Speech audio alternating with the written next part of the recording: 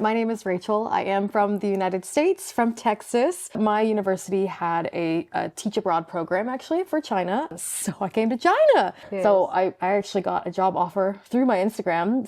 A company had found me and said, "Hey, you've got experience with blogging. You have a bachelor degree in media and marketing. We'd love to hire you to do is marketing for our great. company in Beijing. Do you want to come move to Beijing?" And I was like, okay, let's And go. how long- You get a lot of comments in China, like, this is propaganda. Everybody's fake in this video. Or I think you are a traitor to your country. You wouldn't have met your husband if you didn't come to Wouldn't have met my China. husband. Yes, that's a crazy thing too.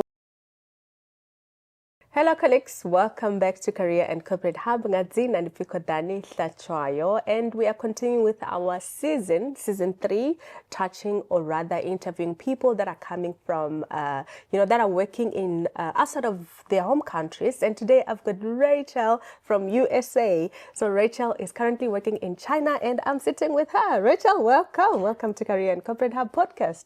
Thank you. I'm so excited to be here. Thank you for having me. Yes, and I saw Rachel first time on Instagram. She's actually my go-to person for content, or rather not content, for places that I want to visit in China, because she shares all places that you can go to. And what I love about your content is like the detail, attention to detail to what you share. But we're going to touch on that a little bit later. However, I would like to, can you introduce yourself to my, to everyone. Okay. Hi, guys.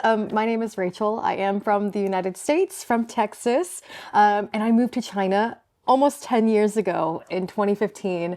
Right when I graduated from university. So I studied media and marketing as a student. Mm-hmm. I was graduating. I had a job lined up and offered, but I thought, I don't know if I'm ready to go straight into the corporate workforce of America. I kind of want to travel. I want to do something different.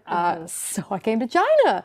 And this is a common expat story. I'm sure you've heard many times as, I'm going to go to China 1 year and then I'll go back home. And then 1 year became 2 years, became 3 years. 10 years now later, it's almost you're 10 years still here. later, which is insane. But why China? Like, out of all places. That's always the big question, right? I think for a lot of people, a lot of people think, oh, you want to go to Europe or go to, someplace else. But China's, a country not many people put at the top of their list. But my university had a teach abroad program actually for China. And so I was thinking, okay, I had a lot of Chinese friends actually who were exchange students from China working at my school or living at my school and studying there. And I became friends with a lot of them. And there was this program that I just felt like, okay, why not? I don't know. I'd done a study abroad semester as well in Europe before. So I was like, okay, I've seen some of Europe. I can get back over there. But maybe China is something I can do. Can I just interrupt a bit? Guys, is it only South Africa where we don't have an exchange program to study in other countries? Oh, really? Like, I don't really meet a lot of people who've done an exchange program in varsity. However, like a lot of my European colleagues, they've done it's so common for them. It's so common. Yes. Like when you ask, oh no, I did it in USA, I'm like, this is really amazing. Yeah, like you're like, how, what? And it's so nice when there are programs facilitated that help you, because it can be tough as a student. You're like, how do I find something? And also you don't have much money. You're like, are there scholarships? Are there grants? How can I get a job? Like, it's nice when something helps facilitate that. So it was nice. But how does it work? I mean, you're talking about like money and it's facilitated. Like, do you pay? How does it work? There was some payments we needed to do. Like, so for me, we were going to go work and live at a university in China. So we needed to get an IELTS certificate to teach English as a second language. Sorry, not IELTS, TEFL certificate. TEFL. So I had to take a course. And so you do have to pay for those kind of things. So there are some upfront fees. We did have to pay for our flights and things. And so there was the upfront charges. But then once we got settled in, our apartment was paid for. That was nice. No rent. And we had, a monthly salary and things like that. So that was nice. It was very, very, very low salary. I was living in like a third tier city in Hunan province. I didn't even move to Beijing until 2018. So I was living in a smaller city in China.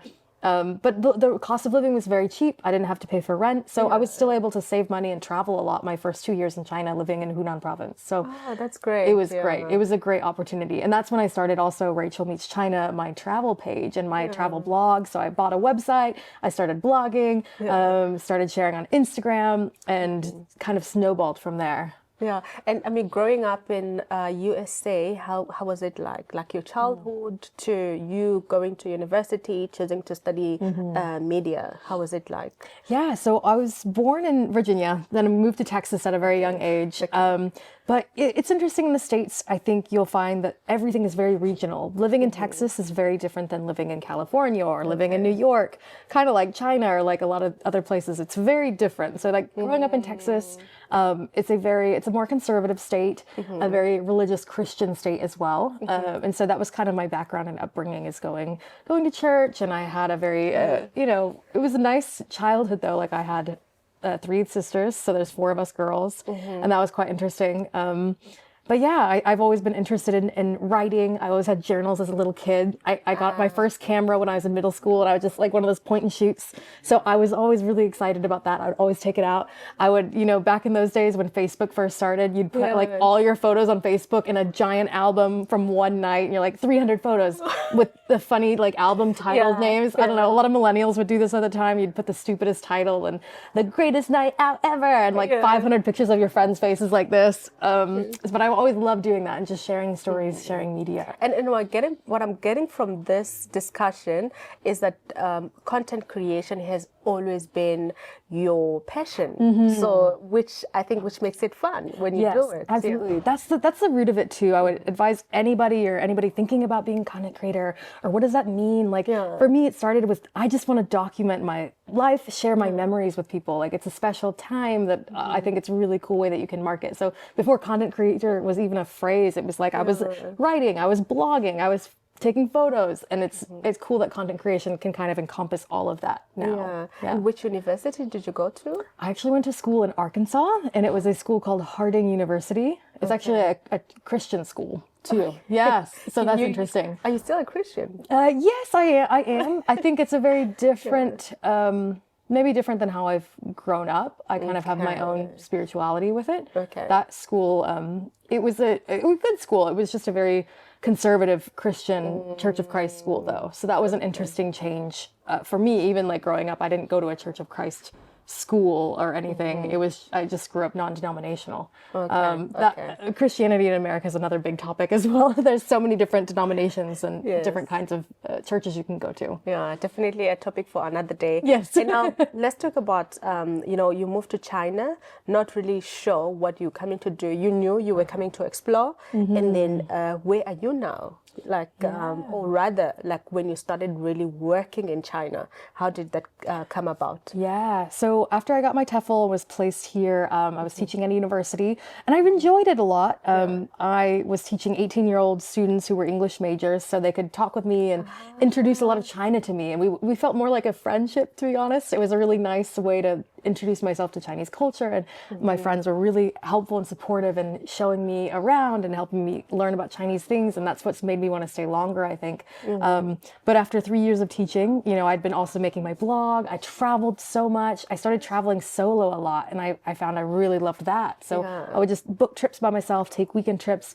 book a flight, and transportation and travel in China is so convenient. I found I loved that compared to the States where you need a car or flights are expensive. I loved it. I could just take a high-speed train and just go off on an adventure by myself. So while I was teaching, I was traveling a lot, growing my blog, but I eventually got to a point after a few years that I thought, okay, if I'm going to stay in China longer, and I want to, and I love living here, I want to go back into media though for my job. I enjoyed teaching, but it wasn't my passion. I would advise others though, teaching is such a great way to get your foot in the door. It's a great way to get cultural experience, have some time to travel, see if you enjoy living in a different country. It's a nice way. So I'm so happy I started out that way. But I knew if I was going to stay here longer, I was like, I want to go back into my career field, do something with media and marketing, because that's what I studied at school. Yes. So I actually got a job offer through my Instagram. A company had found me and said, hey, you've got experience with blogging. You have a bachelor degree in media and marketing. We'd love to hire you to do marketing for our company in Beijing. Do you want to come move to Beijing? And I was like, okay, let's go. How long ago was that? That was in 2018. Oh, that is great. Yes. Oh my gosh. It was awesome. It was like a dream come true. I was waiting for that right opportunity and looking for it. And I think something nice about that is like, I love this quote where it's like, opportunity is where preparation meets luck. So I feel like I had done a lot of work to like, okay, I'm still showcasing my media skills. So I advise anybody, if you're looking to switch careers as well, like I found Yes. I had a portfolio to show people, like I'm blogging, I'm writing, here's my skill set. In addition to teaching and my cultural knowledge living in China, Yes. so it was nice. And then that right opportunity hit where I could use all these skills that I've been waiting to use. And I'm glad you said that, about opportunities.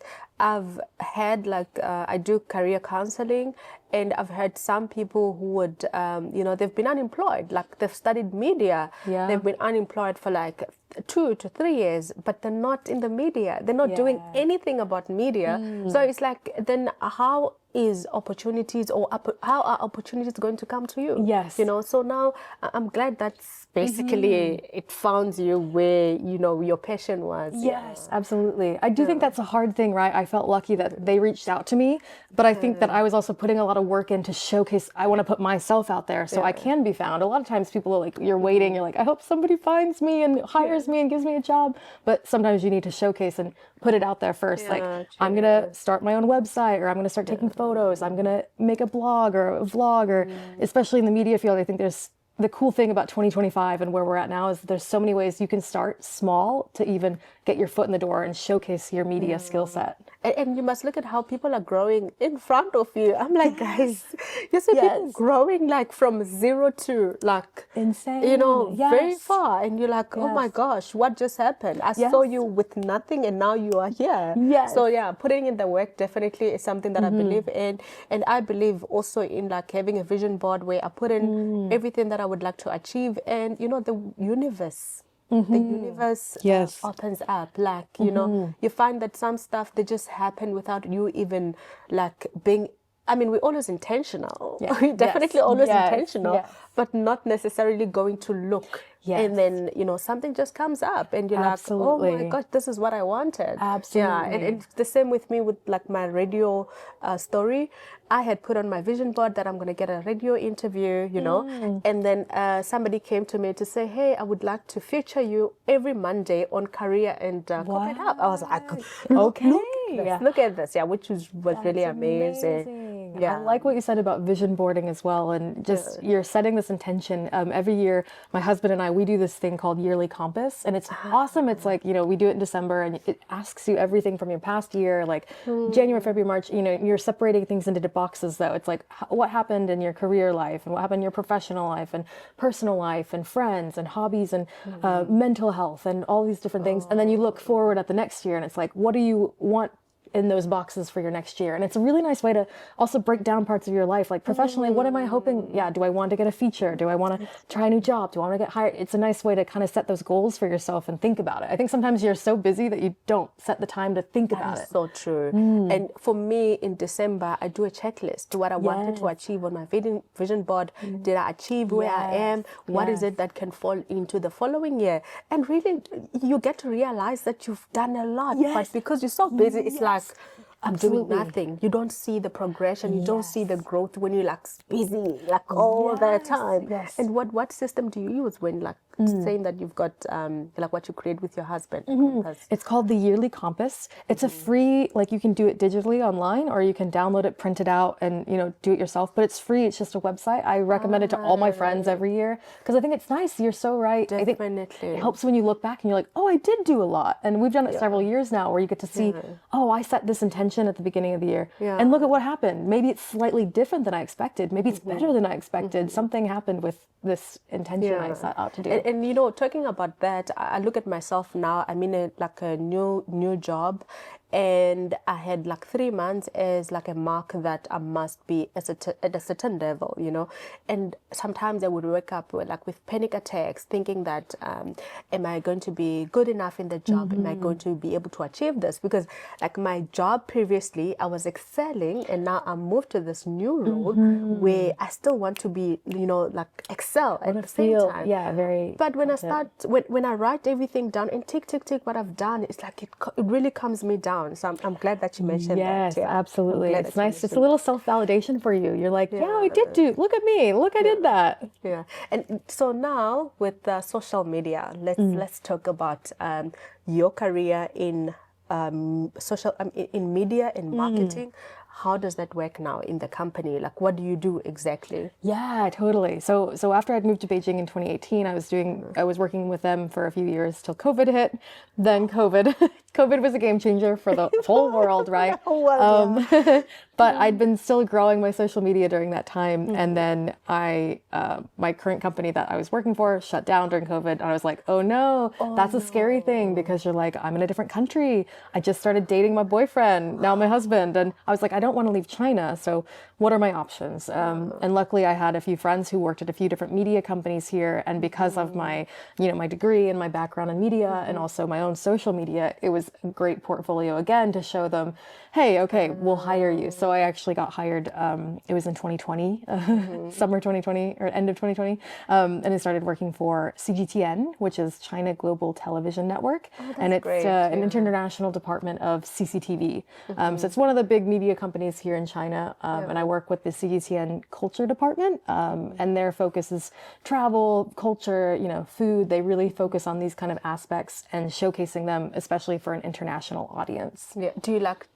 Are you in their marketing department where you create marketing for them? How does it work? So actually with them, I'm more on their social media team. So I'm not actually involved so much with their marketing and content strategy. It's really a bit more about the on camera. So I'm a host. So sometimes I'll host travel documentaries, travel shows and live streams, vlogs. Where do you see that? You can find it on cgtn.com. Okay. They also have Let's Facebook check them pages, out. YouTube and things like that. It's interesting because people always ask me, they're like, oh, but like you do social media as well. Is that part of your job? And I wanted to ask, like, is there like maybe conflict of interest, with you doing your own personal brand, and then also you're doing more or less the same thing? Yes, that was an interesting thing. I think when I even first took the job, I don't think I realized even how fully it does look like it has some overlap. It's like for my own social media, I also only focus on culture and travel, lifestyle. I'm not really doing super big political or business conversations because that's not something I'm really interested in or passionate about showing for social media. But I think for myself, I have a hard line. I keep those both separate. I don't do social media for my job, for my own pages. So there's no overlap there from my end. What I do for my company that I work at is only for their pages. So I might host a video for them. I cut and edit videos and film for them on their pages, but none of what is for work. Nobody's saying, you need to post this on your channel now. That's something I was very clear about. Like, my social media is only for me. I post what I want to post when I want to post it. And there is some differences as well. Like with my personal one, it's about lifestyle as well. It's about me and my friends. It's about going out sometimes. Things that I wouldn't share on a professional, more company kind of page. Yeah, but because for myself, on your personal page, you don't really talk about your work. No, and that's what I've tried to keep very separate. Like, because I don't want there to be a conflict of like, oh, this is for your work? Is this part of it? Yeah. That can be a little difficult sometimes. But I love when people ask me, like, because people do make assumptions and they're like, what is this about? Or is this for your work or is it for this? And I'm like, no, I do a lot of collaborations. I do a lot of things that my company would not want me doing if it was a page for them. I do my own hotel collaborations. I work with a lot of hospitality, F&B, travel sponsorships, and things like that. But it has to, of course, be separate from me. So it's very interesting to talk about, though. Yeah, I do understand in a way in terms of conflict of interest, because I also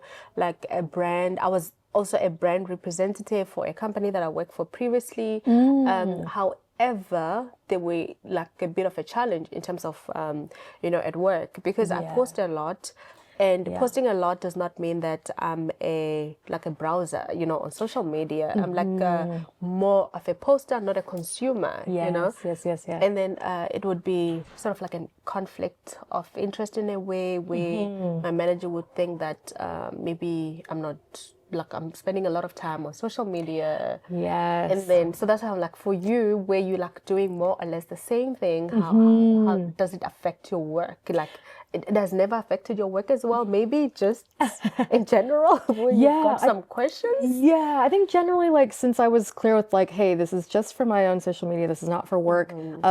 Sometimes I just try to keep it separate. Like, for my normal work, I do this during these hours. Then I do my own stuff after hours on weekends. It feels like having two jobs sometimes, though. I feel like I'm always like, I've finished my job, I've done my job, submitted work, and now I need to go and work on my own content and do all of that. And it can be time consuming. I think that's something people underestimate with content creation. They think, oh, you just filmed a video and uploaded it. And there's so much that goes into it. So it is a lot to balance having two separate things and having a job and doing my own content. And especially with, like you mentioned, conflict of interest. There are certain things, of course, that I am working for this company. I am, especially like when I'm on camera, I represent this company. So there's certain events and things that I couldn't go to be on camera for another media company here for like a special thing. If it's a casual like thing where I'm being interviewed and it's all approved, then it's okay. But yeah, I can't just be like, I'm going to also go collaborate with this other big media company or something. But for a non-compete kind of thing, it's different. Yeah. And I think I love this conversation a lot because I've had other people coming to me asking, I like what you do on social media. However, I'm scared of putting myself out there because I feel like it will be like a different representative for the company. What would you advise them, when somebody really wants to put themselves out there, but at the same time, they feel like working for a specific company is like very limiting in terms of them like building their brand on social media. Totally. Yeah. I mean, I guess it's good to understand your company's policies about that. I know certain companies might have a certain strict thing of like what it means. But I do know lots of my friends who do it. And it's even easier for them, I think, when it's two different kinds of things. Like you mentioned, for me, there's similar content. So sometimes I'm like, oh God, I need to go make another video. It's about not the same thing, but it's all in the same field. Yes. Whereas I know a lot of friends, like I've got friends who work in business or finance, and their TikToks are making content about lifestyle or makeup or beauty. And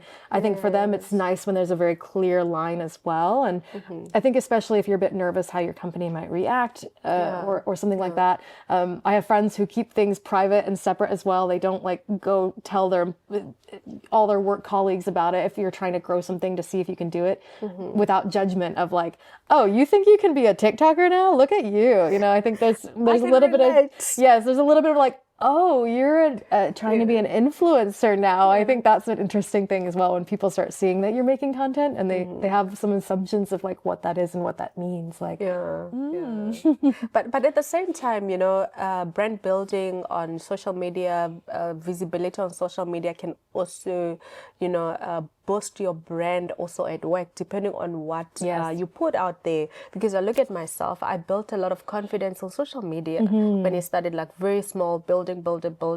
And now I sort of like built credibility in terms of also my work at work because of then the type of work that I do on social media. I mean, I do Career and Corporate Hub, which focuses on like career navigation and corporate navigation. So for you, I'm sure when you look at like the numbers that you have on Instagram, like, whew, please do check her out on Instagram. Please say your handle. You're so sweet. Rachel Meets China.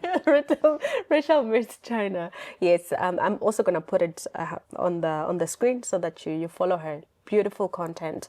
I mean, that's like you building credibility as well. And for your work to, to lose you, and I'm sure it's just like, no, we can't lose such a person. Yes. So it's I think it has a lot of ups than the downs. Totally. I think that's a great point. I think also most any professional company would love that you are doing something that uplifts your own credibility, like you said, that you are doing personal development and upskilling. You're like, look at what I'm doing, what I'm building.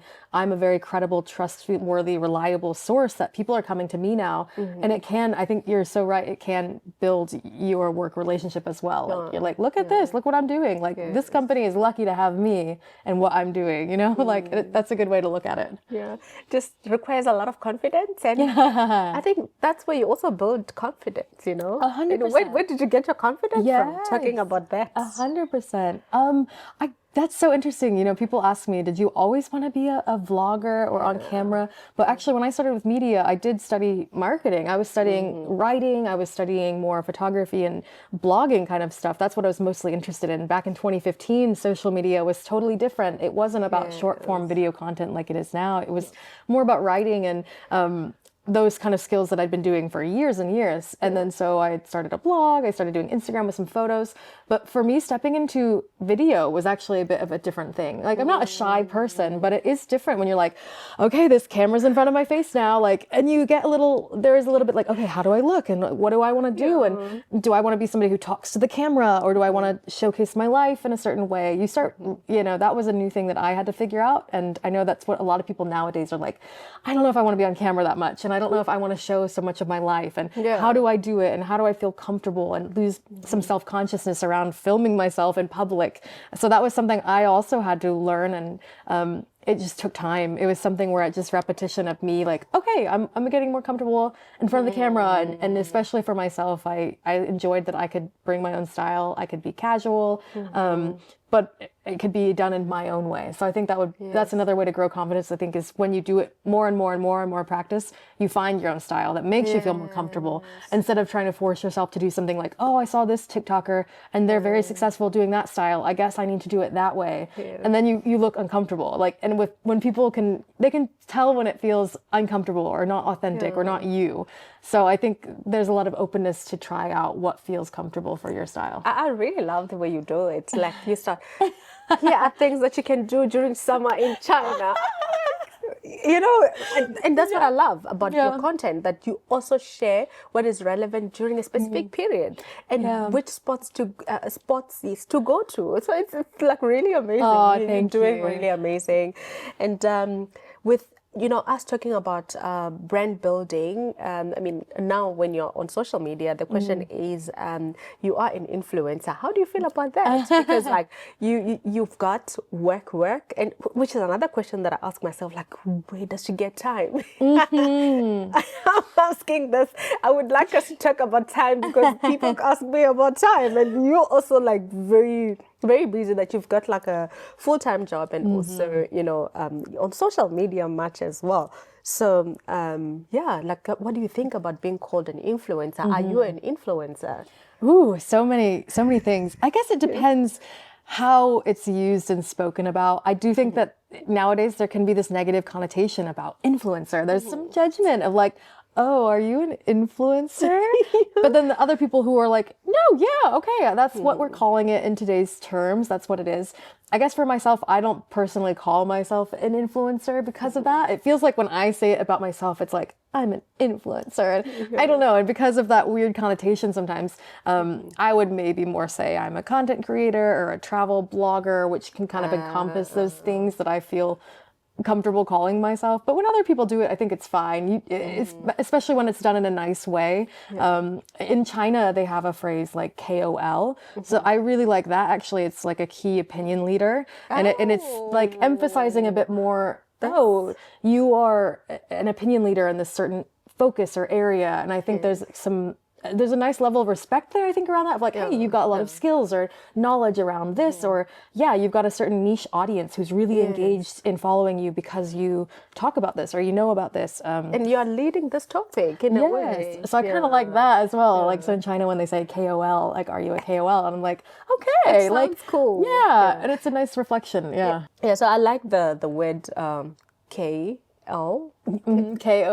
KOL. It sounds cooler, because like with influencer, there's this weird connotation to it because of what the media has defined what influencers are. I post a lot on LinkedIn. I talk a lot about career growth, anything career navigation. And when somebody asks me, are you an influencer? It feels like, there's a weird setup or tone in that question sometimes. Yes. Of like, oh. And it kind of minimizes, I think, the feeling of like, there's so much work and research and skill and time and energy, not only for your knowledge area, but then actual video editing, like the time it takes to do that, and then strategy with posting. There's so much to it. And I think a lot of people don't know how much.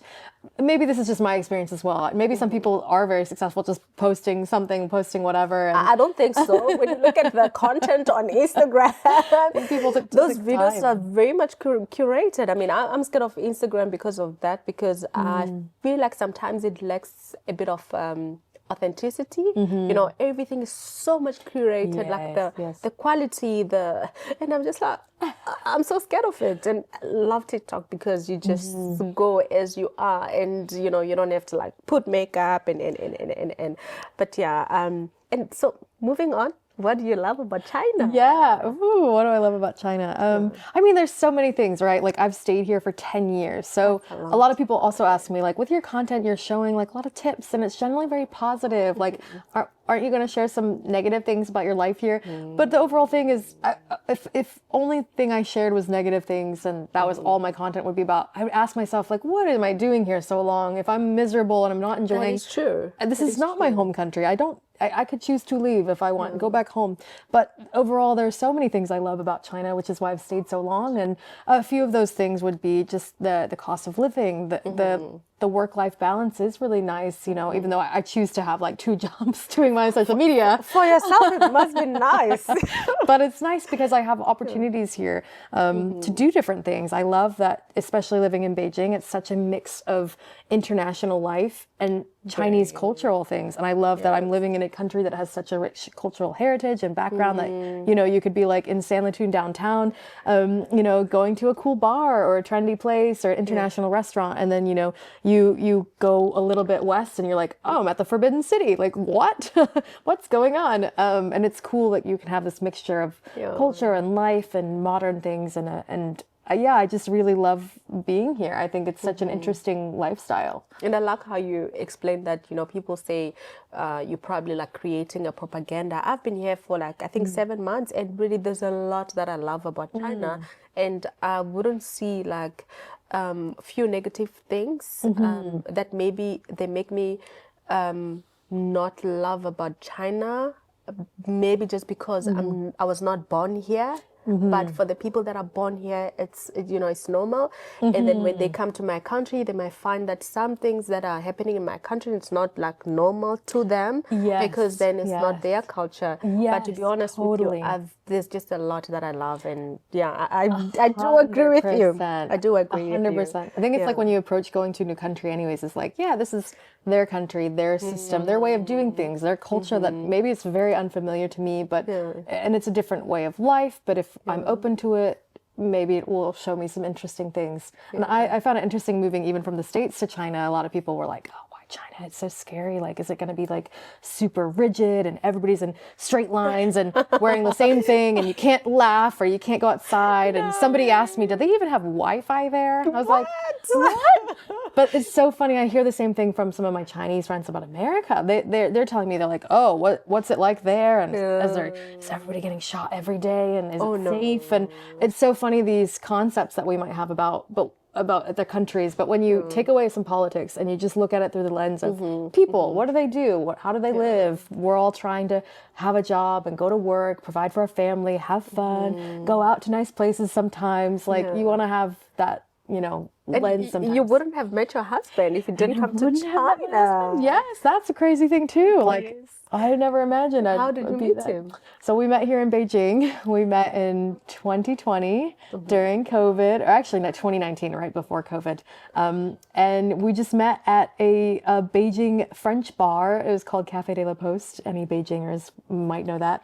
That also shut down during COVID. But we were just friends for a long time, and it was nice because during that time, people were leaving China, and expats in Beijing kind of all knew each other. I think there's certain circles where you overlap. So we just kept running into each other too. Like, we had similar friends, mutual friends, and we just started hanging out all the time. And it was during that time that we actually started a podcast together called Date Night China. And it was about dating and living in China. We were both single at the time. So we would host it together and talk about dates we would go on and interview other people about their dates and relationships and what it's like just being an international expat living and dating here. And then we eventually were like, oh, hey, you know, I like spending time with you. Like, wait, you guys started the podcast before you were even dating. Yes. That's a beautiful story. Yeah, it's like really trying funny. to interview people about their relationships, whether it's normal or not normal. Then what is it that you must look out for in a relationship? Exactly. That's cool. It was very funny, you know. And then we were like, that's why I was hesitant to start dating him now. I was like, is this going to change the podcast? podcast and our friendship and our relationship. Like, I don't want our dynamic to change. I don't want to lose our friendship. And so we kind of were like, I don't know. And then the more I thought about it, I was like, yeah, this is the guy I spend all my time with. We've shared so much and we learned so much, not just about dating, but you talk about your values. We talk about our foundation, our family, our life. And over the few months that we'd met each other and started doing the podcast, it was a cool way that we got to go really deep with each other. And where can we find the podcast? Oh, it's on Spotify. It's called Date Night China. So we've been on a little bit of a break for that for the past year or two, actually, because we both are very busy with our own media work. But it's so cool. It's really a cool experience, and we got to meet a lot of really nice people in Beijing. Yeah, and I think that the nice thing about, you know, going to another country, you get to really meet a lot of different people. Yes. And what I love about Beijing, you meet people from different countries. Yes. You can literally be in one room and there would be like 10 people from 10 different countries. I love that. I really love the diverse. I think that's a great part about living in China, especially Beijing as well. Like, you're meeting such an international group of people. It's so crazy to me, living in Texas my whole life.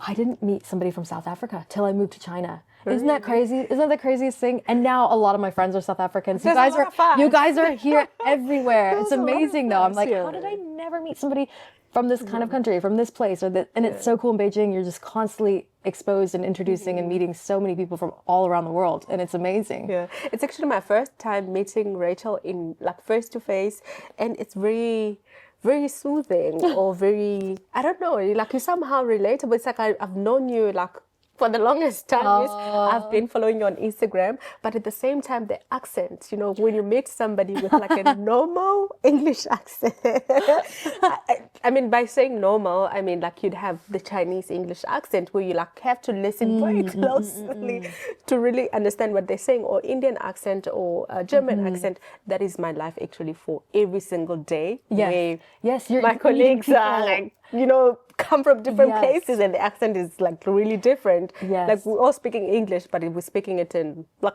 Yes. And I mean, that's what the most amazing thing to me is, like, oh my gosh, everybody's speaking a second language in English to me. And I feel like, I need to, I'm just, it's amazing. And I feel so, I'm like, wow. All these people are, they're not speaking their native, they learned a second language fluently to speak to me. And I'm like, wow, okay.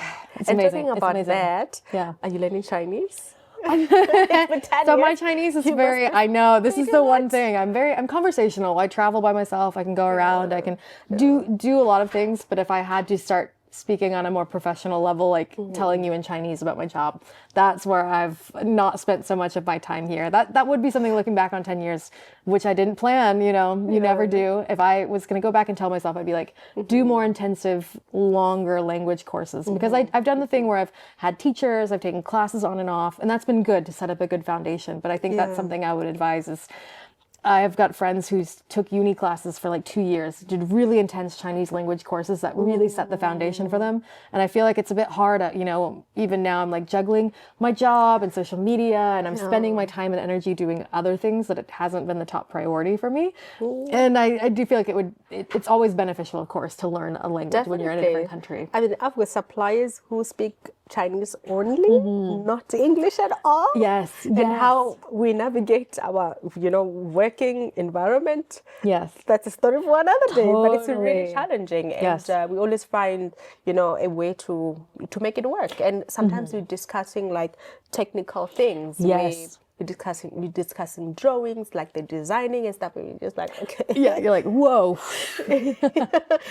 So, and like, how long do you plan to stay? It's been 10 years now. Like, what are the future plans? This is the question. I think during COVID, that became a time, especially once I'd met, you know, my boyfriend, and now we got married in Beijing. But we were thinking like, oh man, like, what's our plan next? Do we want to go to England, where he's from, or back to the States, or somewhere else in Asia? But I think we're both actually feeling really excited about opportunities in China right now. It has been challenging coming out of COVID, but there are also lots of opportunities because of that. And I think there's a space, especially for expats who are staying and are here and can provide valuable work experience and things for companies here, that I think I'm really excited that we would stay another few years and see what happens. I think the nice thing about Beijing, and even being in China for 10 years, you do hear some expats, you know, I remember when I first moved here, you hear like, oh, they've been here 10 years and blah, blah, blah, blah.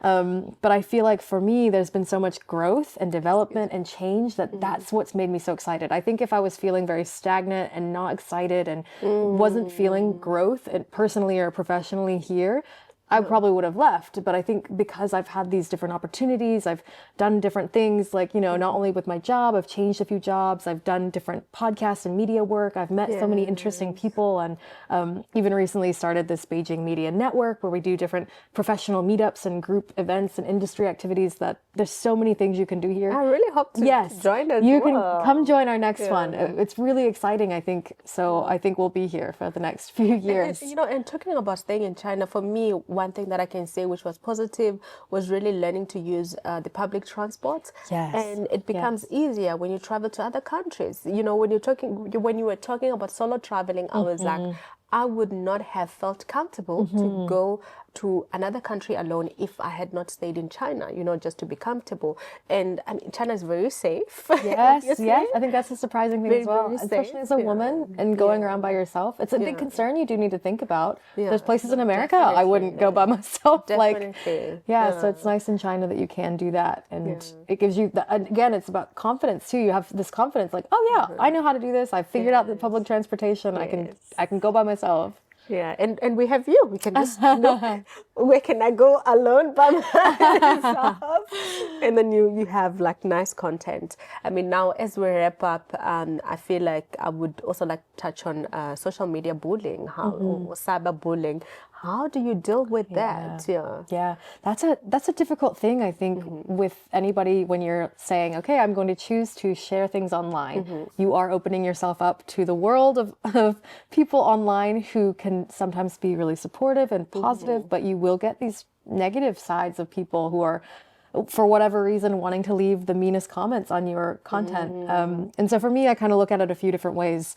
The first is, you know, what are they commenting? Are they actually looking for a dialogue and saying, hey, I don't know if I agree about this. What do you think about this? Like, I'm interested to hear what you think. Like, why this, blah, blah, blah, blah. And I'm okay with that. Like, if you're looking for a dialogue, if you're like actually genuinely asking me, or you want to know something, I love that. And I think creating space to have those conversations is really good. But if you're somebody who's like, it's mostly these people who have like 5 followers, their private accounts, and they're just like, I hate the way you smile. You're dumb. Like, it's nothing about what you're posting. It's just to be mean. It's just personal attacks. You know, you get a lot of comments in China, like, this is propaganda. Everybody's fake in this video. Or I think you are a traitor to your country. And it's really funny because oh my God, you don't know anything about me. You don't know my life. Mostly I can overlook those comments because I'm like, who are you? You don't know anything about me. You have a private account, 5 followers, a fake photo, like, who are you? And nobody. Like, I know I feel really safe having such a nice friend group and community who is supporting me. So usually I can overlook those comments. And it is funny, usually people who do support me will be like, you don't know her, blah, blah, blah. And then they fight in the comments and it creates more engagement. So sometimes it's good in a way. The fighting in the comments. So I'll just sit back like, I'm not going to engage. They'll fight it out.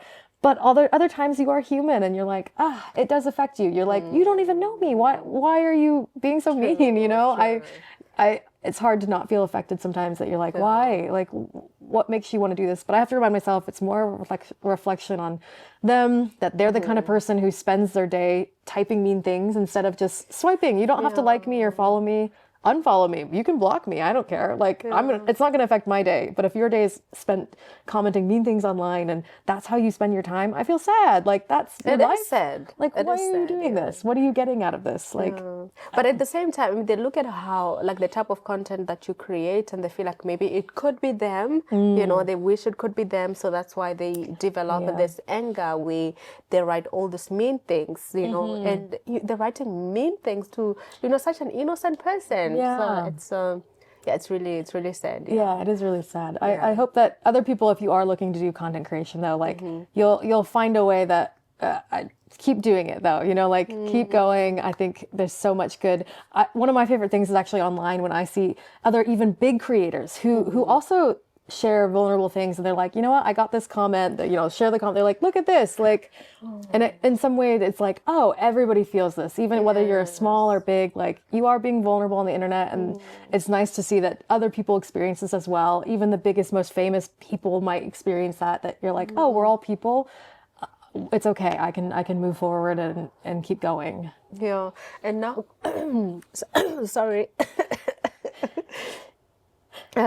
So now, looking at you having a full-time job and also like content creation, which, you know, potentially content creation can bring in like a lot of, income that you could probably quit your full-time job and do your content creation. Have you ever considered that? Yeah, that is something I have thought about, and I get asked about a lot, actually.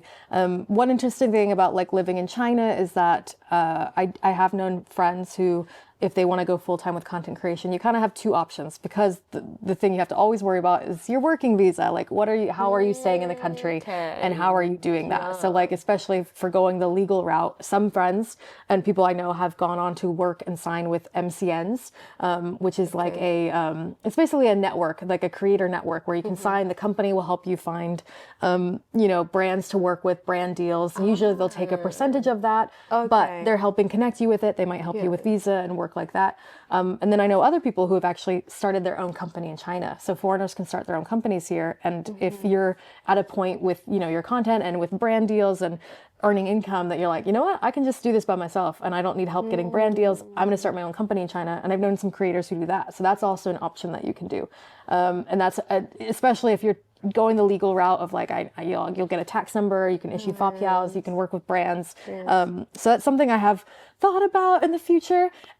For myself right now, though, I like that I also don't have to fully rely on my content to be the thing. I think taking something full time, it's just an interesting balance of, this is your passion and this is something you enjoy doing, and once it becomes your job, it becomes full time, a bit more pressure of like, okay, I need to make, if nobody's doing it, I have to do this to get brand deals for myself, to earn income and things like that. So it's just something I've thought about, and I've seen other people go through the process that I'm not doing right now, but it's something I've looked into, and I love hearing other stories about how people do that, especially in China. Yeah, definitely. And I like the fact that you touch on the legalization things. I think this is something that I never even thought about, that well, you come here, you need a visa. You're on a working visa, then you can't just quit and say, well, I'm doing content creation full time. You have to consider that. So I'm glad you touched on that.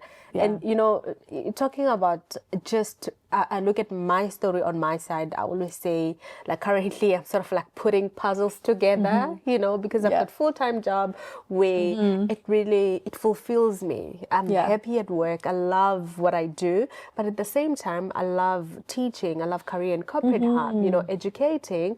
And, when I get asked, like, are you thinking of quitting at some point and do this full-time, which currently I'm just still putting the puzzles together.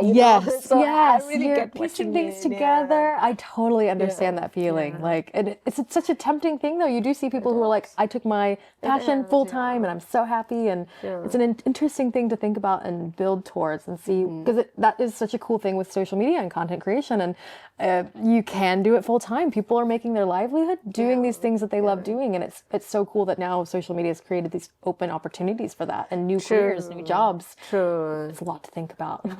I mean, there is a lot. At the same time, I feel like social media can also like put a front in, a whole lot of things. So then it sort of like, you can quit not really understanding a lot of background with whatever that's happening, and then it can affect sort of like your future. Yes, definitely. So wrapping up, colleagues, thank you so much for joining. And Rachel, thank you so much for being part of, my journey.